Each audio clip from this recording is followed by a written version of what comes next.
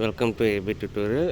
ఇక మనకి ఆంధ్రప్రదేశ్ రాష్ట్రానికి సంబంధించి 12వ PRC సంబంధించి రీసెంట్గా అయితే మనకి ఒక 2 నెలల క్రితం అయితే అప్డేట్స్ అయితే రావడం జరిగింది. అయితే ఈ యొక్క PRC ఓన్లీ జీవోతోనే మాత్రమే చేశారు. ఇంతవరకు దాని కార్యకలాపాలు స్టార్ట్ అవ్వలేదంటే ఇక్కడ రావడం జరిగిందనమాట.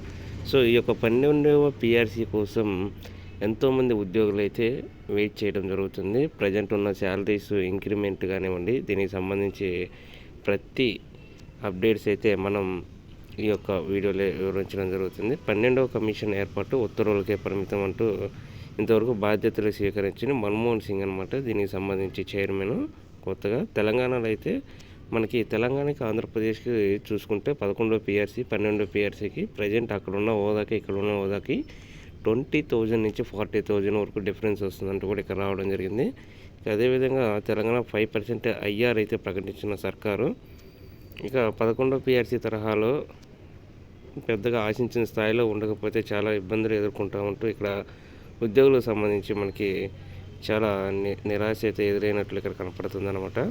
ఇక మనకి విశ్రాంత IAS ఎవరైతే ఉన్నారో మన్మోహన్ సింగ్ గారిని అయితే కమిషన్ చైర్మన్గా నియమించిందనమాట. సో దీనికి సంబంధించి మనకి 12వ PRC ఎప్పుడైతే ఇంప్లిమెంట్